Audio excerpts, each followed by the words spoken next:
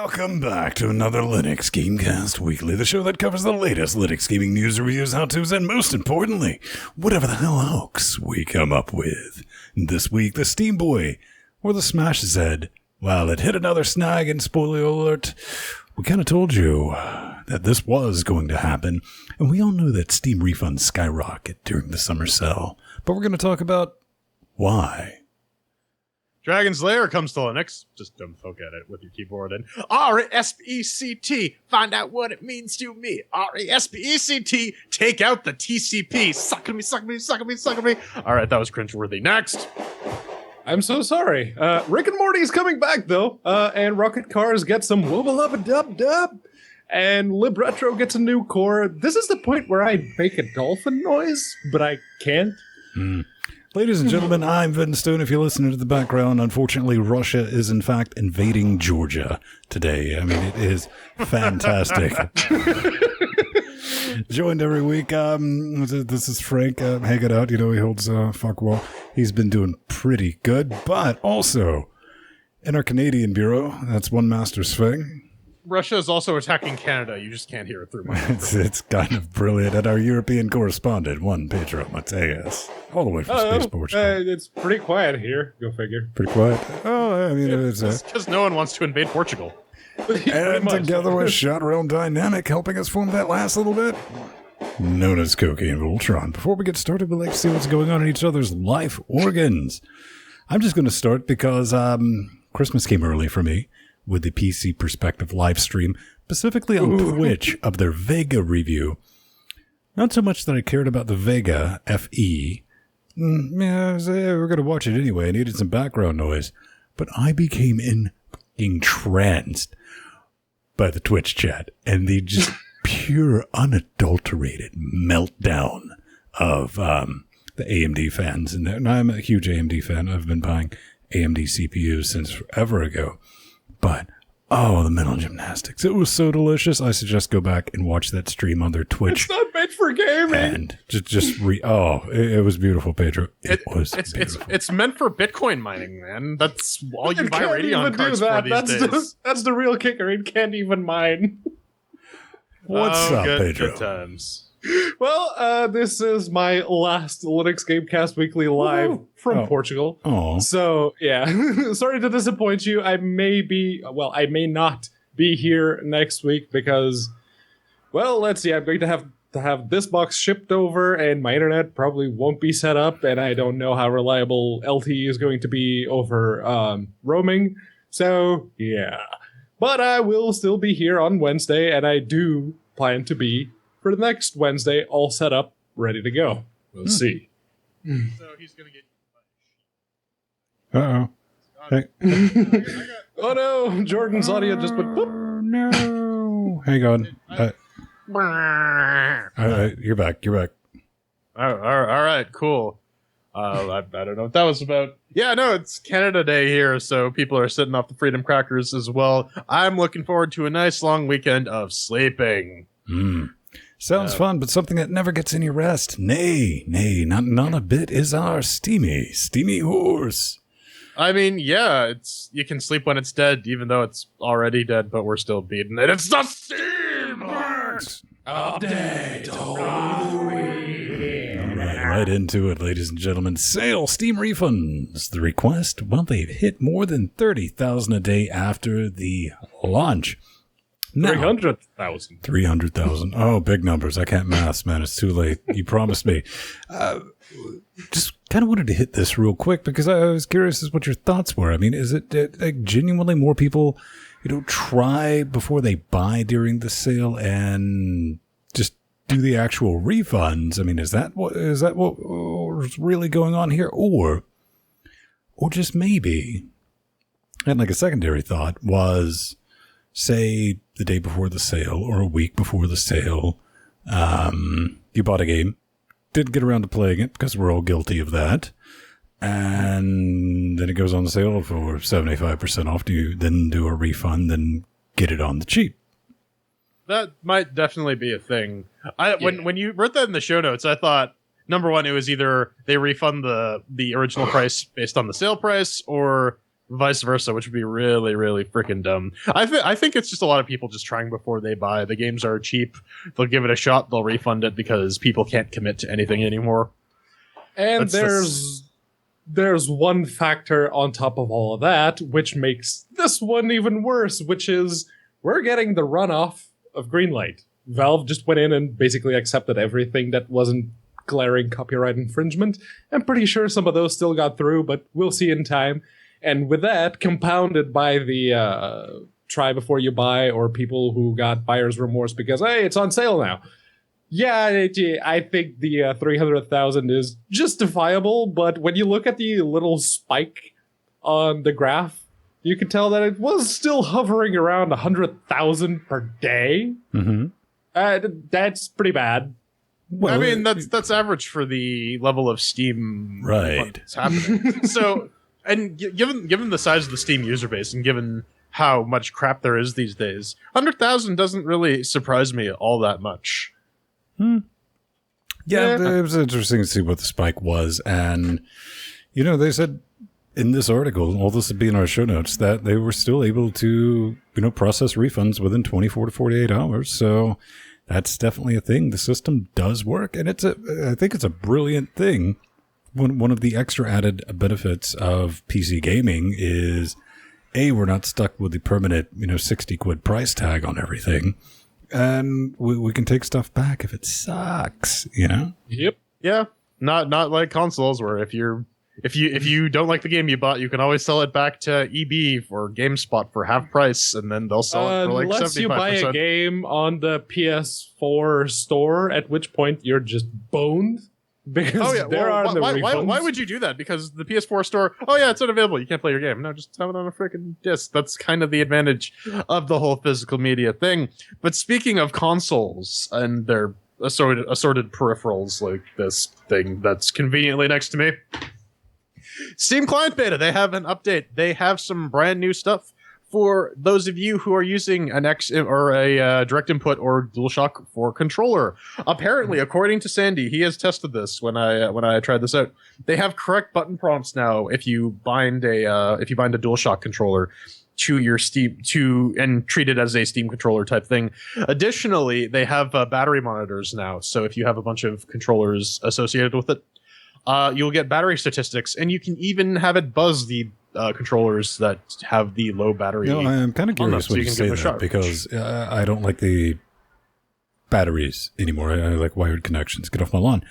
Before this, did it not have a notification, or are you just like playing YOLO by your teeth? It was just for the Steam controller, and now they have it for Xbox controllers or DualShock controllers or anything wireless that has the associated battery. The other thing they added is some more fine-tuning options for the mouse to joystick. Mm-hmm. Or joystick to mouse setting. So if you want to fine-tune stuff because you're playing first-person shooters on your Steam box, is there any way to like rig it to randomly cut on for player 2 just to like screw with them? There is now. Okay. And they also added the ability. Well, they re-added the ability to map de-input controllers like they used to back in the day. I remember setting up my PlayStation 2 DualShock using the Steam Big Picture mode. Big Picture mode, that's what it's called. Yeah, and they removed that because it had a few issues, and with the new system, it was actually causing conflicts with the DualShock 4 mapping and everything else. But now, if you have even, say, a Logitech F310, which has a little switch in the back here. Let's see. There it is. It lets you go from X to D. Yeah, you can use it in either X input or direct input mode. So now you're not just stuck with X input mode if for some reason you prefer direct input mode. What the hell's wrong with you? I mean, X to the D is a good bad name. But speaking of peripherals, we talked about this a while ago, and this is from scarredghost.com. Essentially now the news about the new motion tracker ASIC that Steam is releasing for the next-gen Steam VR is finally hitting mainstream media. We covered it first, you guys. I will say that this article really needs an editor because there are some spectacular Pedro-level English fails in here. The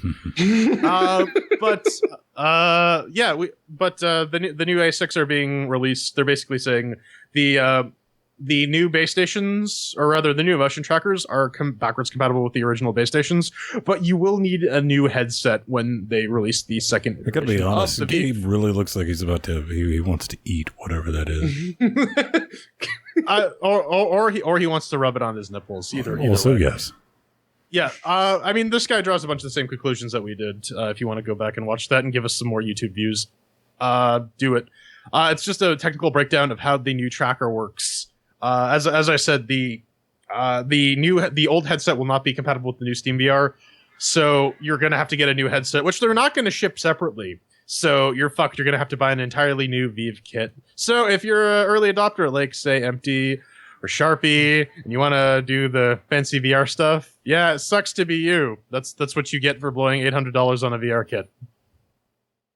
I have nothing because it's VR at this point. If there's anything that has less adoption than Linux gaming, it's VR. So I'm just sad that I'm personally all for this because every time I see, the only thing that goes through my mind, this is going to give people more freedom to smash the fuck into things and make more entertaining YouTube videos for me to watch on, like fail compilations. I'll be happy with that.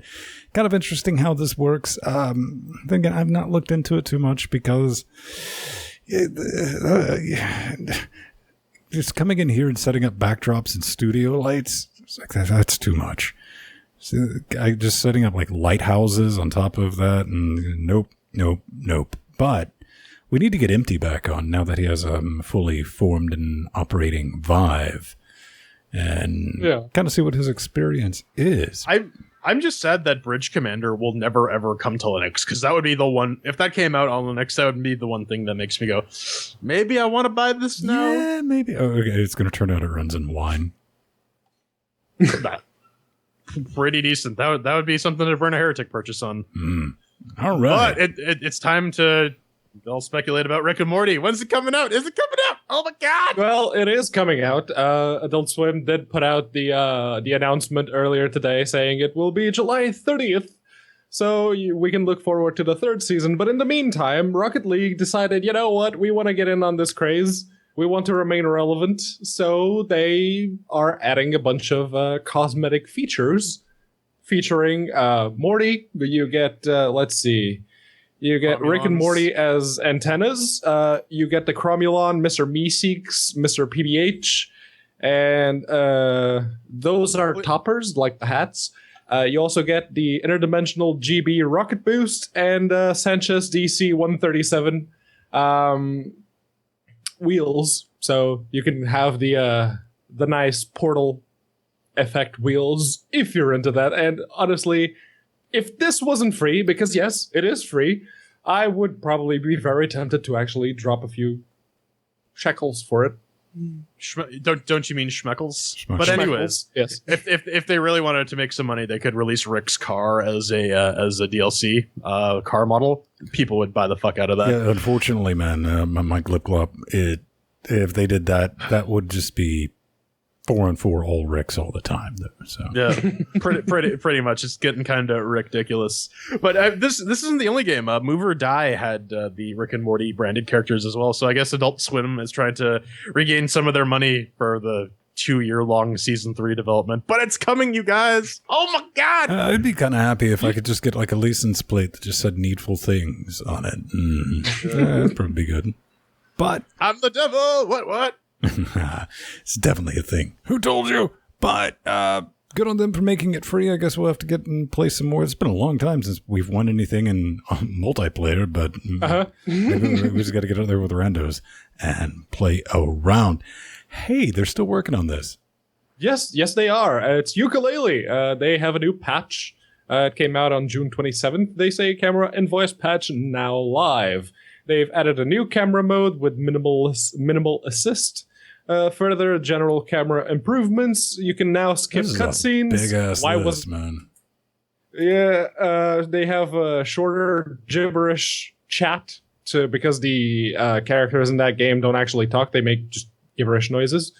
You can also skip dialogue, and the capital casino bugs have been squished, apparently. And it's a sizable update, and they fixed a ton of bugs. So that's good. The only thing that's not good is how Team 17, the publisher, just refuses us to send us 3 keys. You know what? Good on you. Keep doing that. I'm perfectly fine with that. Looking at that, I had not scrolled all the way down. Unlike, certain games like, I don't know, Mighty Blunder 9, that's a lot of fixes. It's like they want to make everything better. It's like they care about their fucking product. I mean, it's strange, man, in 2017. No, I mean, I guess they just don't want to make their fans cry like an anime fan on prom night. Yeah, they're not crying; they're masturbating. But anyways, it's good to see that they are actually committing some bug fixes. And holy shit, like I had to scroll 3 times to get to the bottom on my unclicky scroll wheel thing. That's a bit intense. My friend was playing it. He was mentioning it's a lot less handholdy than the original Banjo-Kazooie. I'd actually be interested in trying it out. So if you want to send us some keys, Team 17, maybe this game will actually work on Linux. Yeah, I know. I was just checking out the price, and it was like, maybe on sale. It's still 30 quid. It's like, yeah, no. Yep. Nope. Not going to happen. Hey, check this out. Do you ever seriously want to be a triple X tycoon?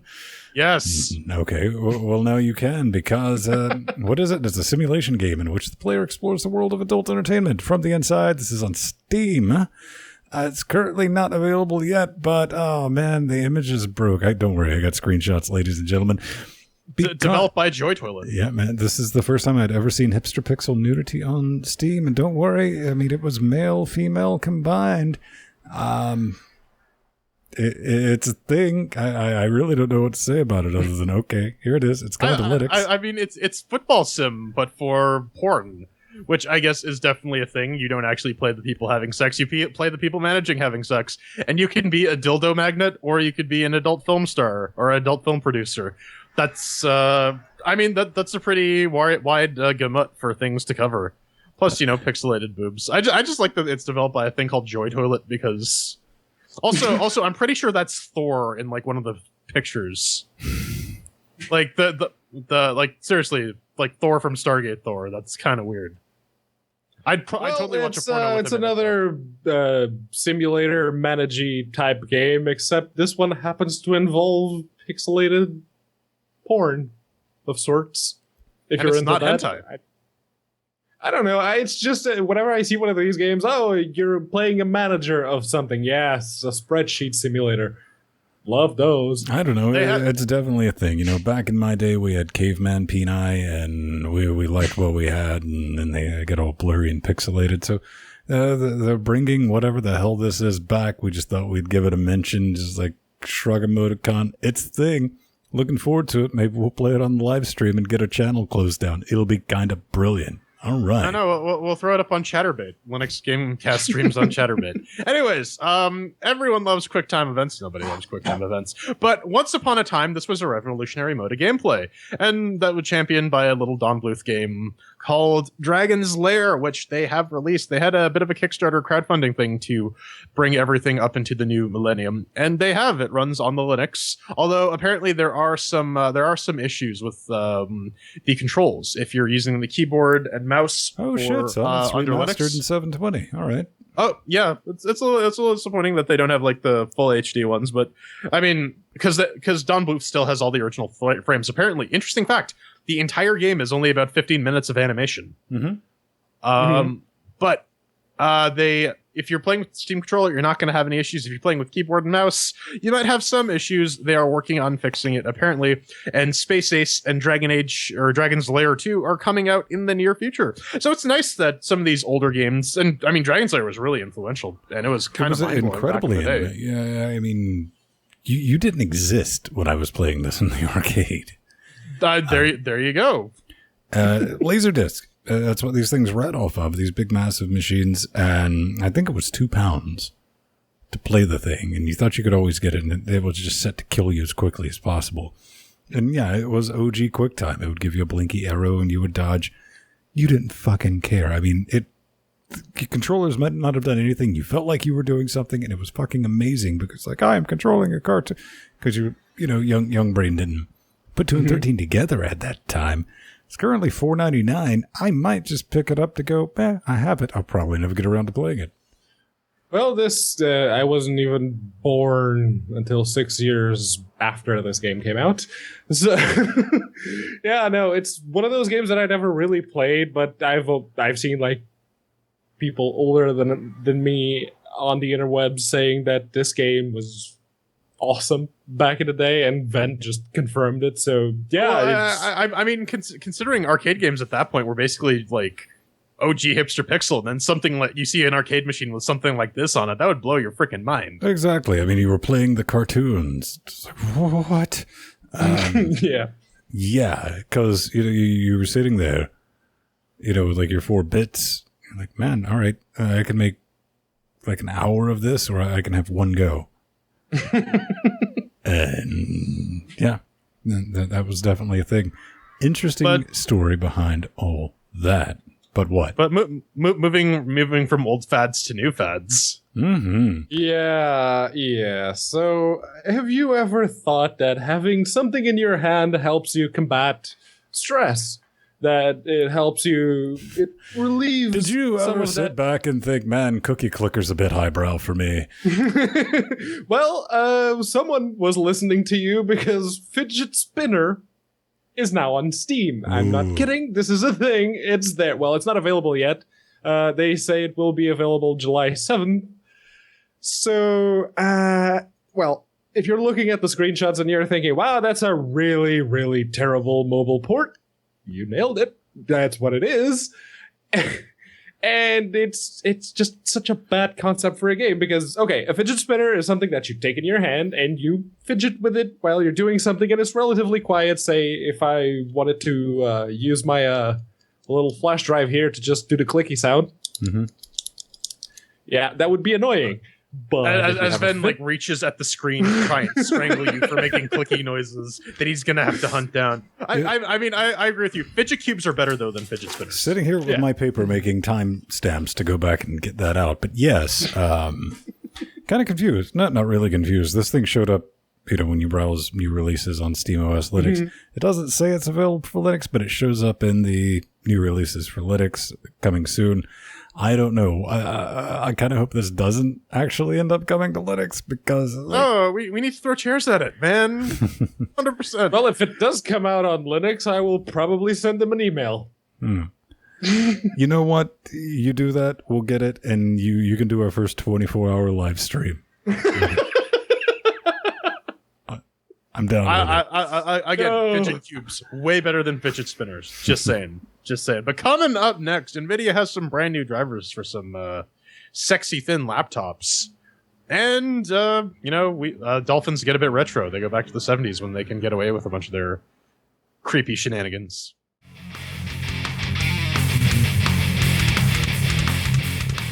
Ladies and gentlemen, boys and girls, every single one of you watching this right now, it's pretty awesome. But there are a very few select, let's see, that sentence got a bit away from me, but let's just say there's a teeny tiny number of you which are even more awesomer. Since I already cocked up that sentence, might as well go all the way. Yes. Oh yeah. Paid fans support us. Much better.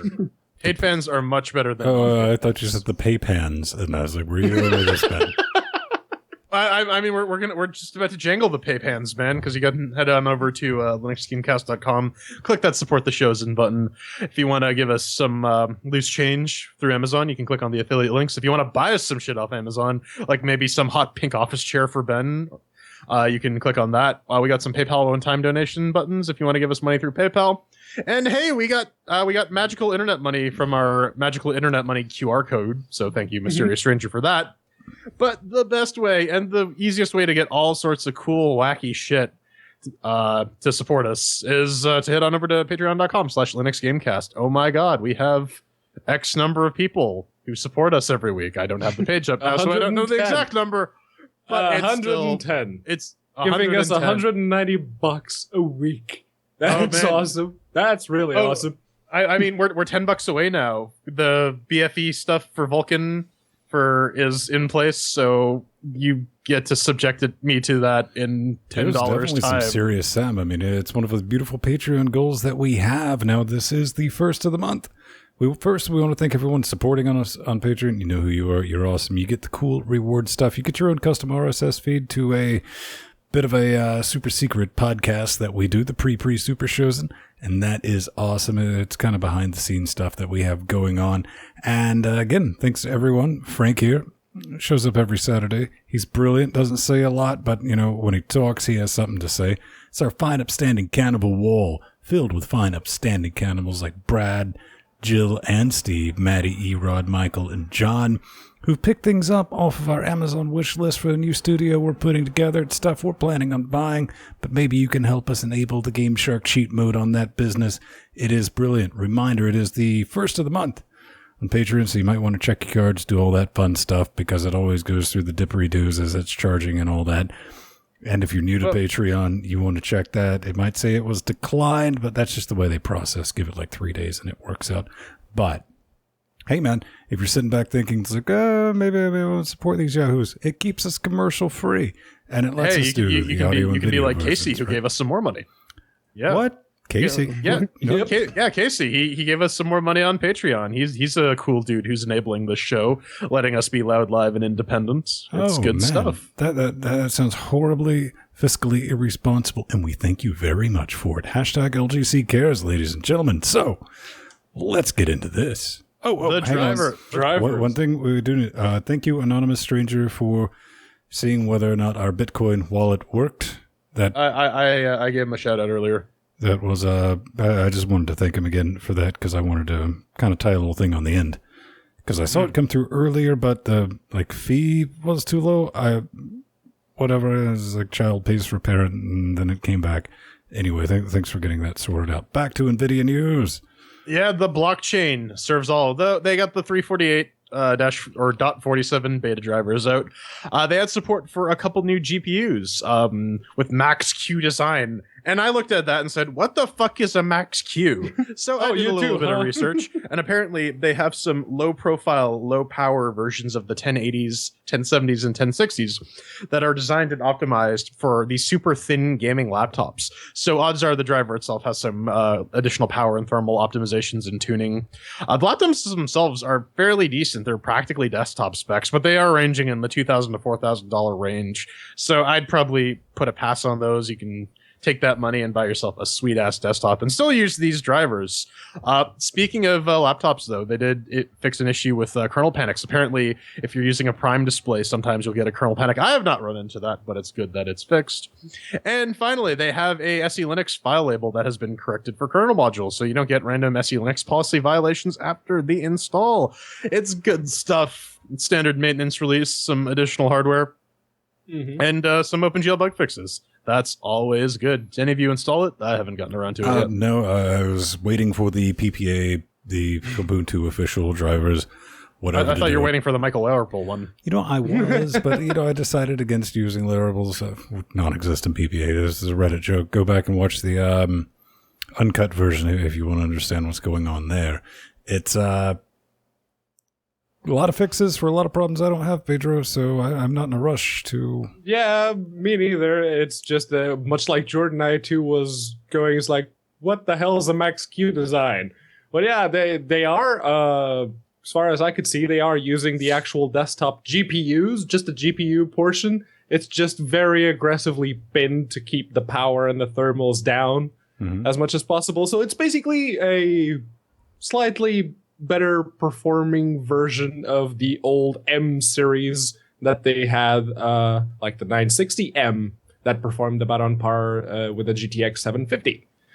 So yeah, it's a new branding. Sure, why not? And if you are one of those people who bought the 1030, well, now you can use it. Actually, I'm going to call bullshit on that because the 960M does not. I have that in a laptop. Does not hold a candle to the 750. Just saying there, Brett. But anyways. Up next, we got some Unreal tournaments. Yes, we do. It's the new version, and it's still not exactly available from the regular download place, but at the end of the announcement post, they do include a link for you to download both the Linux client and the Linux server. Now, this version brings a new mesh for the biorifle. It's got some improvements, and they fixed a few issues with several weapons. none of those fixes seem to translate well to Linux because I downloaded a game. Then we'll tell you just how big that download was. And the moment I joined a match, half of my weapons were just black splotches on the screen because the textures didn't load. And it does that a lot. It's one of the things that this game likes to do is just not load textures. And if you want Vulkan, you still have to get the sauce, build it with the Vulkan flag enabled. Otherwise, if you just add -Vulkan to the end, all it'll do is revert to OpenGL4 and say, that's what you're getting. It's definitely a thing. I mean, I'm glad, again, in the show notes, the link's there. You don't have to log into the forums and dig around and find the damn thing like days of yore. But I saw that. I was like, all right, let's have some. This is one of my favorite unicorn games. Just like, how's everything going? And it's 10 gigajoules to download, so prepare yourself for that if you're on metered bandwidth. Fortunately, I'm not. But loaded it up on the 8150 with the 980. It is still an unplayable, chuggy mess. Now, as Pedro added, with the added benefit of jacked up textures, not just on the guns, but on some of the levels, too, where I was just walking through pixelated sprites. What the fuck's going on? Okay, Alt F4, I'm done. Maybe next time, game. Maybe next time. I'm interested to see how well it performs under Intel. I haven't gotten a chance to download this because, again, it's 10 gigabytes. Though these days I have really fast internet. I could fucking do that. Let's do it now and kill the stream because fucking bandwidth. That's a good idea. Speaking of dead things, Smach shit. Z handheld gaming PC hits another, and this one's a big snag. Yep. You know, we've talked about the Steam Boy. That's what it was called. Back in 2014, then they called it Smach Z because Steam's like, you better change that name, son. They're like, okay, let's see if we can do another Kickstarter and get some more money. Anywho, we talked about this on our Wednesday show. Go check that out if you like some regularly Linuxy stuff. But Rhombio, the parent company, the guy's making the hardware for the original prototype and manufacturing what it was to become the Smach Z, that with a Core AMD RX 421 board, that was going to be the heart, the guts of it. You're like, man, that thing's not coming out until like the last quarter of this year, 2017. And Smach Z's like, yeah, but we're totes launching it next month, right, guys? Or something along those lines. And Rombo's like, you know what? That's even too sketchy for us. Peace. We're out. I mean, you can do anything if you believe in Rombocom. I'm just surprised that they're trying anymore because there is no market segment for this at all. None. Let it die, boys. No one wants a freaking overheating AMD CPU system that has all of 2 hours of battery life running Windows. Yeah, and the one working prototype that they showed was using an Intel Atom SoC. So take that for what you will. Though there was an update to the article, and they say that an anonymous tipster wrote them in to let them know that the Smach Z team is telling backers of the crowdfunding campaign that it's working with new developers and hopes to have a final design finished by December so that backers can start receiving their Smach Z systems in January. Yeah.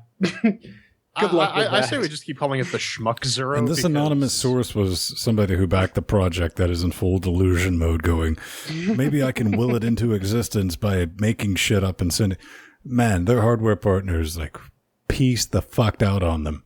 This is over. If you're throwing money at if you've thrown money at this, it's gone. Let it go. I mean, that's something, the serial comic. It's like, yep, that's going to fail. This is bullshit. Fucking told you this is bullshit. Pointing my spoon right at you, man. And, yeah. Plus, the people behind this, we did a long breakdown of some other, let's say, questionable Kickstarters that they had done in the past. So, yeah, to the shock of absolutely no one, this happened. So, Snorky talk? Let's go back in time, yes, because the fine folks at Live Retro, they live in a beautiful, beautiful world where old consoles never really lost their relevance, mostly thanks to emulators, and they've been doing their damnedest to make emulators work properly by turning them into little, what they call cores. You have cores for a multitude of systems available now, and there's a new one that's currently in alpha, and that's Dolphin. Yep. the Dolphin emulator got some libretro love, and as much as Nintendo hates it, it's a pretty good emulator, and it supports Vulkan, so I guess that's something. Now, it's not exactly meant for public consumption at this point, because they say it's an alpha release, ! There are a lot of steps involved to even getting it to work properly. And besides all of those hoops that you need to jump through to even get it to work, there's still a sizable list of stuff left to implement. If you scroll all the way down to the article, they say it's like there's a lot of stuff unimplemented. Like a lot. So the other thing is that they're trying to keep everything in line with the existing Dolphin work, but they do voice the risk that they may actually have to fork Dolphin to get it working nicely with libretro core. For the most part, they say that the Dolphin guys are on board with integrating this into libretro, but it would suck if they're like, oh, well, we want to do things this way, and now you have to maintain two separate versions of Dolphin with feature disparity. Then it just makes one project really, really shit and the other one really, really good, and you kind of just want one or the other. But the main thing I've seen with libretro these days is, aside from Strider stealing their work and integrating into Lutris, is using it on the Raspberry Pi. I don't think any of the GameCube emulation stuff is going to work all that well on the Raspberry Pi, but that's the thing. Well, much less the Wii, but we'll see. And it is, if you've seen like libretro or RetroPie working on the Raspberry Pi 3, it is very much a teeny tiny console that just plays almost anything you throw at it. It's kind of awesome. Pedro, the Super Nintendo Classic is coming out, and it's got 21 games. It's going to be. I mean, speaking of that, it's going to be interesting to see how they pulled that off, because the turnaround time on that was too quick. So this is basically the NES Classic with a new box on top. Yeah. Yep. It's what it is. Using a different emulator, yeah. But this is going to be better because you're going to get the SNES controllers, so it'll be and easier longer cords to finish the sentence, and you'll be able to go back and do that. Considering how quickly the original NES Mini was hacked and loaded up, do you think Nintendo's going to try to do any security on this? Or see, what I'm surprised with is that they're just like, man, put some Wi-Fi's in this thing and make the game's DLC for like $3 a pop. You'll print more money. But then again, it's Nintendo. They're like, we have so much money. Look at the last game console we made. We don't fucking care about money. Oh, yeah, pretty much. They have enough money in reserve to last for literally another century. And they really should have integrated it with Virtual Console, because that is just, like you said, a way to print money. Mm-hmm. And yeah, and both the NES Mini and the SNES Mini have I'm assuming for the SNES Mini, have the exact same issue that the Switch did. Nintendo is just not going to provide as many consoles as there is demand for it. They've done it time and time again, and they are going to keep doing it. And I guess that's their vision of security. It's just make 100 of them, spread them worldwide, and say, have at. Pedro, they're not Apple. It's not artificial scarcity. It's fucking Nintendo. They're like, we're going to make this mini. That's yes. They're Nintendo stupid. Your conversation with that. Hey, man, if you had access to the show notes like Jonah J did, you might submit a story before we go live. And that's what happened. Yeah, except this time he's not asking for the head of Spider-Man on a platter. This time he's talking about HumbleNet, which is a Mozilla project. The links to this is all in the show notes. In essence, this is a C library that wraps arbitrary UDP stuff and sends it over a WebSocket. WebSocket is just a handy little interface for enabling generic WebRTC communication between multiple hosts. So in theory, this allows you to create network multiplayer that is platform agnostic, browser agnostic. You could probably hack this into like an existing engine like Unity or... Oh, man, I remember this when it was called Quake Live. Yeah, except this is entirely in browser, no plugin, no Flash or anything, which is pretty handy, and it's entirely cross-platform. So unlike Quake Live, there's a native Linux version insofar as you go to a web page and it runs in that. I'm interested to see if Icky Butts is actually going to start integrating this into his projects, his Quake ports and whatnot. And considering that, And Strider is all like, oh, Feral has to recode major portions of their engine in order to make it work with Windows. I don't buy that excuse because you can do it. You can absolutely, if you have access to the game source code like Feral does, you can just as easily write a compatible networking library. They just choose not to. But something like this would make it a non-issue because then, oh, hey, everything is just over WebSocket, so it doesn't matter what you're playing it on. All the multiplayers will work. Yeah, Strider's argument rides solely on the fact that Feral doesn't touch the Windows code. They don't have to. All they have to do is make sure that the Linux and Mac versions of the games that they are porting are compatible with the Windows version. Something that they have not been doing deliberately. Indeed. Because why would you want people to play your multiplayer games? Well, no. Like Warhammer, or Total War, or Total War, or Total War. Maybe stick up for Feral a little bit. I mean, their job is to get the game running on Linux. Their job isn't to enable cross-platform multiplayer. It would definitely drive a couple more sales, though, I'd probably No, it would definitely drive more sales, but I mean, Linux to Linux multiplayer works, and for me personally, I'm just saying it's being a little stingy of me. That's all I fucking care about. I'm not going to play with a Windows user, even if I could. It would help their sales, but I do believe Feral's job is to get a game running on Linux. It's not their responsibility to make something cross-platform. And then again, here's another thing you got to look at. Maybe the developer doesn't want to fork out the cash for the time and effort to make that happen. But as Jordan said, this could be a cool tool to just kind of slide that in and get it enabled. Indeed. But, you know, talking about source available stuff, this is, or not giving people your source code. Yes. Yeah. What is this, Pedro? Explain this to me. It looks like this is actually Ven's story, but okay. This is not Micro Machines. This is Yorg. It is a source available or open source, or honestly, I think it's open source. But you can get it for free. Well, if you're a stingy little bastard, you can get it for pay what you want through itch.io or whatever services they have. They have a bunch of them. And it's currently, let's see. Yeah, it's currently on IndieDB, and I did download it. I did try to play it a little bit. The car went from, I would hit a button to turn left, and it would go from a slight suggestion to, oh my god, I'm spinning in circles in a matter of tenths of seconds. So, yeah, the camera is kind of horrible because it's get this really stilted movement. It's not good, especially when you're going around the track. It gets you motion sick if you're prone to that. One thing I didn't necessarily dig right out of the box is you do the download and you just end up with one file with no permissions, no extension, whatever. Gotta wit YOLO. And it's like chmod plus X. Let's see what happens.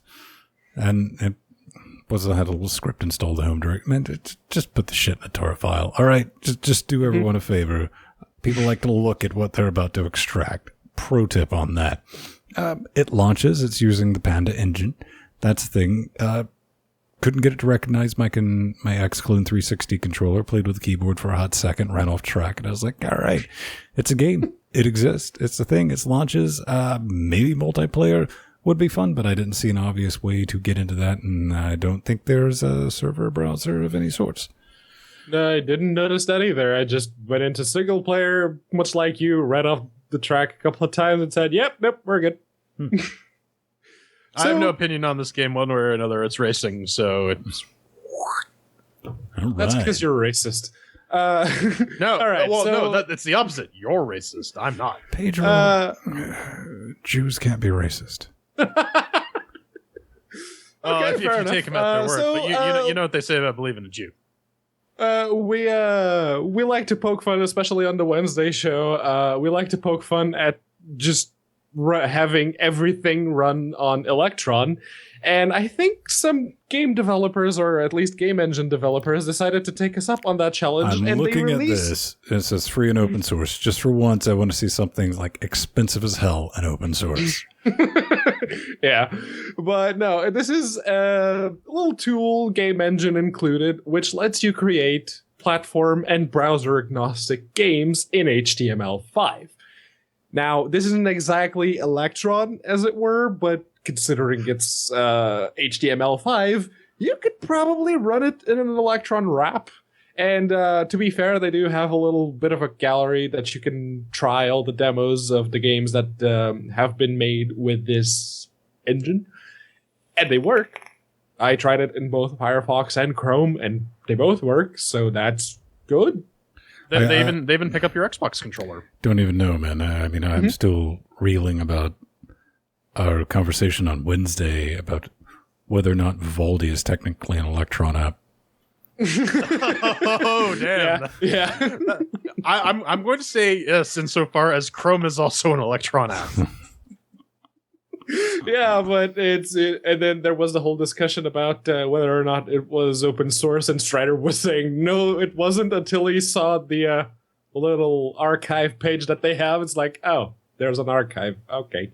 Hey, man, that's the thing, though. Superpowers-html5.com. Come check it out, man. I mean, I like stuff like this because this looks simple enough to where my dumb ass could use it, and so that means it would be probably good for learning kids, and it's open source, man. Go play with it.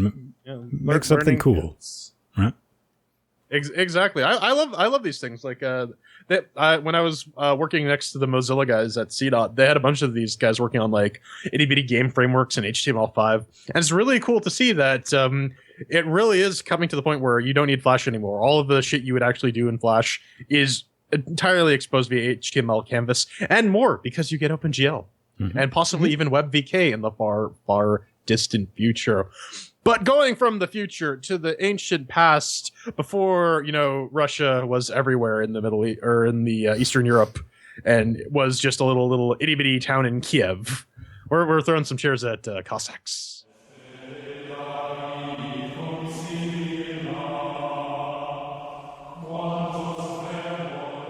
Was a certain man in Russia long ago. He was big and strong and occasionally crashed and took you to your desktop. This is Comrade. No, this is Cossacks 3. God damn it, Ben. It's from GSC Game World. It's on an in-house quote-unquote lightweight engine. You can pick it up for around 20 of your local wet stinky currency. What is it? Cossacks 3 is the rare combination of war, economy, army, developing, building, and upgrading that couldn't be found in any game for the last 15 years. This deep RTS gameplay will return all old fans in the golden ages of the genre and give newcomers a unique experience. That is a sentence. Devs did send us some keys for that. They wanted some commentary on how it ran on Linux. Oh, we're going to give it to them in the CHAIRQUISITION. 1 chair means that's crap. 2 chairs means meh. 3 chairs means pretty good. 4 chairs is not appearing in this review. We also got our categories of Doom mixed with the working shiny sounds, controls, and fun. So let's kick this off. Ven, I hear you had a really, really painless time launching Cossacks. It was kind of brilliant over here on the Ubuntu 1604 LTS, 8150 powered, 980 displayed at the UHDs, which I didn't even fucking attempt with this game, son. Not in a chance. First thought, man, straight back to the Chappelle show, kind of scratching my chin going, y'all got any more of them threads? Because this does that beautiful thing that a lot of developers like to do. That's relying on hyper-threading, because 2 threads, that's the best I can do. I mean, you absolutely guessed it. That's exactly what it maxes out at 100%. Both of the 8150 clocked at 4 gigajoules. Just 2 threads, just sitting there, 100%. It doesn't run that great either. You can get away with that when the game runs really good. This wouldn't be a problem if the game didn't absolutely turn into a damn chugfest every time you were just panning around the map, which it absolutely does, or cause your units to completely become unresponsive to where you think the game might have froze, but we'll get into that in more detail later. And it didn't. It was just braining on something, then the units would start to go around. And before I forget, I want to mention this. It doesn't capture your gerbil input. So you genuinely are using the keyboard to do your panning around the map, because if separate X screens, I have 3 separate X screens here. If I go off to the right and the cursor goes, it just starts flipping the hell out, and I end up in a corner of a map that sometimes the game doesn't even recognize. It's kind of fun. But ultimately, at the end of the day, take that shot. None of this matters. No. Not a bit of it. Because this motherfucker locks up every 30 minutes. Doesn't hard lock the box. But you gotta Alt-Tab and kill it. Put it out of its misery. Which means it doesn't work. Won't you? Well, I didn't have some of these issues when I... oh, shit, I need to put on... Party foul. Ow, my face. Oh, no. My giant Cybermen ears. Whatever will I do? I can't find my earbuds. Fuck it! Yeah, so I started up this game. I get this lovely nondescript error message. Access denied. So I go on the Googles. I say, hey, guys, what does this mean? Oh, apparently I need to disable user account control, right-click, and run as administrator. Great, this is for Windows. And then it occurred to me, hey, let's maybe switch SE Linux to permissive. Because this guy demands some executable heap memory, and if you just want to have your heap memory executable, you're opening yourself up for a whole mess of wonderful, wonderful exploits that you would probably rather not have either way. Setting SE Linux in permissive mode or enabling that policy will allow you to run this game. It gives you its own little screen of dope that it's like, what's the resolution here? And it was something like 31,000 by 2,700 or something hertz. I'm like, I'm just gonna say yes and hope for the best, and it ran fine after that. The only random freezes I got were when it does the auto save thing, which we'll talk about a little later. Beyond that, Fedora 24, 64-bit, i7 6700K, GTX 980, 3 chairs. Yeah, no, one thing to remember going forward, this game is still in beta. You see at the bottom left corner of the main menu, it says the Linux version is still in beta. Which is made very clear to you after you purchase the game. Yes. But that said, beta shouldn't mean that the game freezes every 30 minutes and you lose all your progress since the last autosave.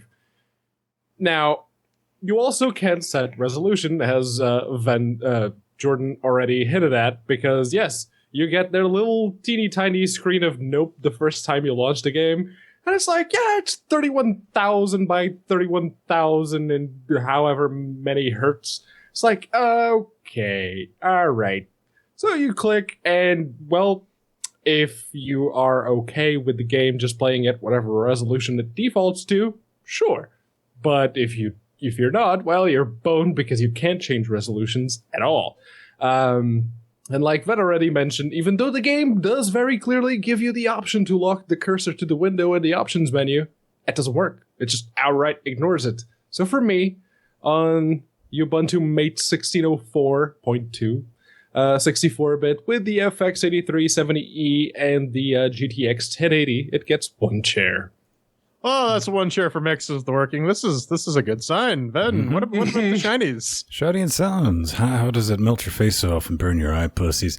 You know what? I actually think the game looks a bit all right. I mean, it's definitely better than anything from the Total War series. We can all agree on that. You know, it really has that bright fantasy vibe, and that's important when your primary objective is slaughtering people. And on that topic, I would have liked a little bit of gore. Or at least maybe some Gibbs, maybe an option for that, because the murderation in this was just a bit too clean for my taste. And hell, I even liked the background music. I most definitely had that point where I stopped and just had to listen to it. Turned out it was all right. Well done, man. But, you know, on top of that, it does absolutely make with the beeps and the bleeps and the boops while moving your units and attacking. That can be largely ignored. I like the way the game looks. I like the style. I like the sounds, kind of medieval-y things going on. Brings back memories, man. But, you know, it's not perfect.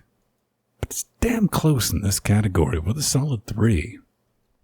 I don't know. I think there's a bit of a graphical whiplash thing because the backgrounds all look kind of spritey and like hand-drawn sprites. And the units are these little Unity engine-looking dolls, like little miniatures that you would use in a war game. And I mean, like, it just seems a bit weird. They definitely do pop off the background, but I'm getting a little bit of tonal dissonance here. And I mean, either way, given the scale of this game, you're gonna have to zoom the fuck out, because with the sheer number of units you're dealing with at the maximum zoom, you can't even select most of your stuff. You're not gonna really get a chance to look too closely at your units anyways. Yeah, the background music is there. It's your standard like Russian horns and whatever, and it's kind of repetitive and boring. It doesn't really do anything for me. But I mean, it works. It doesn't look awful. It kind of still looks like Age of Empires from the early 2000s. So I can't really give it many points. It'll get 2 chairs though. It's decent. Well, yeah, the graphics don't look too bad if you bring everything up to 11. But if you do, the performance just tanks. So that's bad. Also, much like Ven, I didn't hate the background music up until the game froze, and that was the only thing apparently still working. So I now associate that music with bad things happening, so that's not a good sign. So for me, it gets 2 chairs. Oh, another point. Interestingly enough, this game pulls the Serious Sam Crow Team engine. The Serious engine thing. It picks an audio device, and it fucking sticks to it. You cannot change that app, in fact. Anyways, that's 2 chairs for the Shiny and the Sands. Up next is the controls. Ven, could you was? I don't know. I need to research the history of why this is a thing, using the arrow keys for panning instead of WASD. But you know what? I said, maybe I can learn. Maybe I can get used to it. I can adapt. I'm not old. That's a lie. Here's the dice, man. This is a learning experience because, play panning with the arrow keys. So this arm was constantly over here with the gerbil over here. And all that. New experience. I unlocked an achievement. It caused this fucking arm organ to just go numb. I don't know if it pinched a nerve with that movement and all that. Outside of that, everything worked when the game was working. You have your basic control groups, hold down control 1, 2, 3, whatever you want to assign them to. Nothing new to report there. Zoom in, zoom out. I would be panning with the gerbil, but again, it won't capture input on my X screen, primary X screen, so couldn't use that. I mean, I could use it in all directions but one, so that was a bit way too fucky to risk. Yeah, nothing really new. I think everything was reasonably logically laid out. But, yeah, you know what? Yeah, those arrow keys. You made my arm organ go numb, man. Boo on you, but you still get 2 chairs because everything technically worked. Oh yeah, this is standard RTS fare with a twist. Normally the reason they don't let you pan and whatever with WASD is because those are actually devoted to all the unit and building hotkeys. But in this case, all the hotkeys are everywhere, and it's not even, oh yeah, you need to just punch in the first letter because that's the hotkey for the unit. It just makes no fucking sense. I had no idea what the hell was going on. I just had to use a mouse to click things because there's no way I was going to learn that. Beyond that, everything worked. I don't know. I'm not great at real-time strategy games, so I'm probably not the best person to ask about the various control schemes and whatnot. So I gotta give it 2 chairs.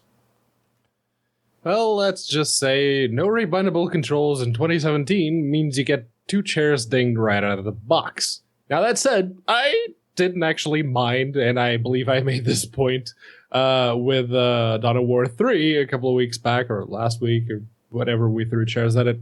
I forget. But yeah, if you don't give people a chance to remap their keys, that gets you ding chairs. It's fundamental core functionality of a game. If you don't have it, you suck. So 2 chairs. All right, well, Pedro's done sucking. We get 2 chairs for control. Let's wrap this up. Ben, did you have fun playing Cossacks? Should we get Solid Stone? No, man. He's on vacation. I managed to finish the tutorial, surprisingly, and start the first real bit of the campaign. This is basically where the random freezing got real, son. Because there's nothing, and I do mean nothing, like taking 20 minutes and building up your business for a siege, only to have the game freeze and say, fuck you, because that's why. Yeah, up until that point, I was really liking how the game was progressing. I like building shit and stuff like that. It's like Minecraft for minus the autism. It's kind of brilliant. And the game lets you learn, especially. I just got just a little bit of taste of the first real campaign of, okay, figure this out, go do the sieging. It just completely let me get slaughtered to death. And it kind of didn't telegraph it, but it was like, you see where you fucked up? And I was like, yeah, I see where I fucked up. I absolutely do, game. I'm going to sort this on my second attempt. How? fucking ever. I spent those 20 minutes managing the construction of a metric ton of cannons from 3 different smiths and got them rolled out, organized, took out the first fort, and you guessed it. You guessed it, Brad. It froze. And I quit right then and there with no small amount of grr. No small amount whatsoever. Not so much about the crash itself, I have to say, but the simple fact that up until that point, I was rather enjoying myself. I was having a good time, and it wouldn't let me have a good time. And that just really pisses me off at the end, because there's a fun game, a game I would probably enjoy behind this crash fest. And it can give you PTSD with the save games, as Jordan has pointed out, because it just, when it does a auto save, it randomly sits and freezes for like a 2-second. You're like, is it coming back? And it comes back. I'm going to be more generous than these two. I really want to give it 2 cheers with an asteroid saying, fix your shit, then call me girlfriend. Yeah, I didn't get any of the freezes that these guys got, as I said, but oh man, that autosave really gets you paranoid once you hear about them. It's like, oh, did something fuck up? No, it's just saving. Which gets really annoying because you're like in the middle of doing something, coordinating, and then, oh hey, autosave. But honestly, this seems like another 0AD style real-time strategy game. I don't really have anything against them. They try to like run the fine balance between doing like 4X, where you can do the diplomacy and the economy stuff as well as the combat. But it doesn't do anything for me, because ultimately what it boils down to is it still expects you to go engage in that real-time strategy combat, which involves you micromanaging a bunch of squadrons and units and whatnot. And I just dislike it. This is still a combat-driven RTS. And once you get to like micromanaging units on large-scale combat, you lost me. There's some neat stuff in here though, because like you can load guys up on ferries and like sneak into bases, and it's quite broad how you can approach problems. I've finished the tutorial in about an hour because it takes its sweet ass time. And once you go into like one of the first campaigns, it's like the second or third one after the tutorial, because there's like a holiday bonus thing that came with our version.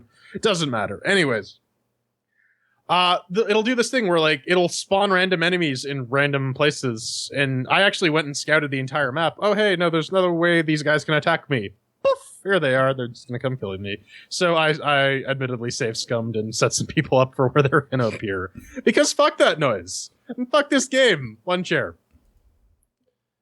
You know, as much as RTS games bore me to tears, there have been several exceptions over the years. The first one that I can remember that I really enjoyed was the RTS-iest of RTS games, Age of Empires 2. Yeah, you remember Age of Empires 2, back when Microsoft Studios was still a game development house, yes.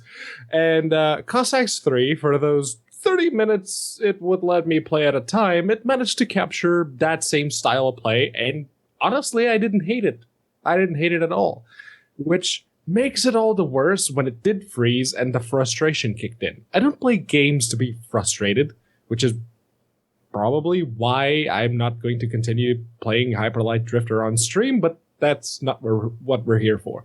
Cossacks 3, keeping in mind that it is a beta, doesn't hold up to even its incomplete status, because it's not incomplete, it's broken. And broken means 1 chair. Alright, well that's 1 chair for fun. We tally all that up. And unfortunately, the glorious Cossack Republic only gets 1 chair out of 4. Sorry guys, you got any final thoughts aside from fix your crashes? Yeah, you gotta fix your crashes, because definitely, for fuck's sake, man, I mean, it's stable on Fedora. You have genuinely screwed something up in this game. Pedro and I, myself, we're running the Ubuntus, not willingly, either of us. It's just crash fest, man. And one thing I decided, because the developer contacted us, like, hey, would you mind doing some QA and all this? We just did it for you, for free, but we got a little something out of it as well.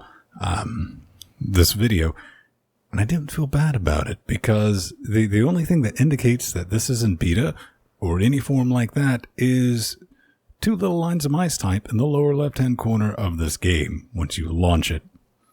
And yeah, that's the thing. You got a good game. Fix your shit and we'll get back to it. Yeah, and it is something that looks like it could be a really fun RTS. And I'm not exactly the RTS kind of player, but it just tickles the right side of my brain. It's like, yep, this is like playing Age of Empires 2. That's a game I enjoyed a lot back in the day. So yeah, it needs to be fixed. And they say that the new engine is so lightweight that people even with low-end systems could run it. Like ass. That's a funny joke because, no, you need to fix it. I think it crashes equally on low-end systems and high-end systems, though. So it's lightweight in that regards. There's no real advice I can give you to make this game better other than don't make it a real-time strategy game, because that's just not what appeals to me. It looks like you have a decent core here, but I'd like to see like some more economics-driven stuff.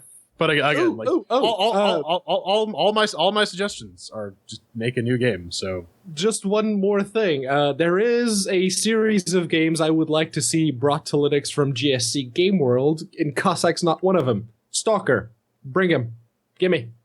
That would actually be decent because I bought the Stalker Complete Pack years ago. It'd be nice to have those games run under Linux. But coming up next, assuming Skype doesn't shit the bed, we got to go scramble something else because the deadline is today.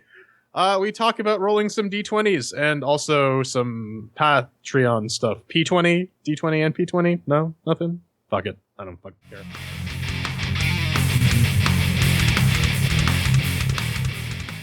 Hello, ladies and gentlemen. It's time we wrap it up. Yep, it's the hate mail. My personal favorite time of the show. Yes, I haven't said that one in a while, so I'm going to go with it. If you'd like to get in touch with us, say disparaging remarks about our families, close friends, whoever, go on over to LinuxGameCast.com, you hit the contact button, you fill out the form. It's pretty easy. If you're a game developer, make sure to include some keys, a build that we can share among the three of us, something. So long as we can play your game, we're good. Because if we can't play your game, well, we're just going to make fun of you. No one wants that. Let's be honest. I mean, you just saw the Cossacks review. Just don't. All right. So this week, we got Romeo. He's talking about Pathfinder, and he says, "Thought you lot might be interested. Well, maybe me or Pedro, to see that the new Pathfinder RPG from Alcat, currently being kickstarted, has popped a Linux version as a stretch goal. Now we all know how this shit goes, but at least it's worth a footnote, as the game itself has actual Paizo involvement, and the devs of the abomination that is the Pathfinder MMO aren't anywhere near this RPG. I suppose we should have said something like long time listener, first time caller, but that should have played out. Keep up the mediocre work or something." From Romeo. So I'm gonna spare you my Pathfinder shit rant because Pathfinder is just shit. But it's a stretch goal, so they are not offering it as part of the base package, which means it's going to be tacked on. Even though this thing is probably a Unity game. Clearly, this Kickstarter's from 2012, right? No, this be recent. This is 2017 because, Linux stretch goals are still a thing for clicking export in probably what is a Unity title. But gotta scream it loud and proud and at the rooftops at 2 o'clock in the morning when all your neighbors are sleeping. No tucks, no bucks. I'm just going to call that right here. I think we need to quit saying no tucks, no bucks, because usually the people who say no tucks, no bucks, they're dual booters, man. They got Windows. We can say no tucks, can't play the fucking thing. How about that? Yeah, and the ironic thing is most people who say that, if you just mouse over their little indicator on the Steam forums, you see that they already own the game, so bunch of hypocrites. But yes, going back to Romeo's thing, as Romeo himself points out, Linux stretch goals are a pretty big red flag. Remember Carmageddon? Because I sure as hell am not forgetting those $15. Oh, no, man. That's coming out. I think Sandy hit us up earlier today when Project Cars is like, yeah, we're almost done with part 2. Project Cars is like, so as soon as we're done with the second game, we totes promise you guys, we're going to go back and do that first that Kickstarter goal that we had for the Linux. Yeah, don't worry about it, guys. At least Carmageddon's is like, what? No, we never said that. No, fake news. Here's a video of us just squashing penguins. That's kind of brilliant. So Ryan chimes in, man. He's one of our beautiful party patrons. He's like, hey, man, just wanted to take a moment to say that y'all have a great 2 shows, because we do have 2 shows. One of the shows was a Patreon Gold. I mean, it still technically is. And basically, all the content's top notch. Ouch, you couldn't have cut me more deeply. We work very hard to make this subpar. Keep it up. The show really should be much more popular than it is, in my opinion. But Linux gaming is a niche, I guess. Here's to that future log cabin. Take the shot. Hey, man. That's cool. I'm glad you dig it. I'm guessing you want maybe bigger on YouTube? But, I mean, it is a niche. We kind of do some crazy numbers. But, audio podcast. So, there's that. But, hey, a lot of people listen to this show. Got jobs. They got to do stuff. And I understand that's how they prefer to listen to it. And we do, what do we get, like 300 views or something like that on...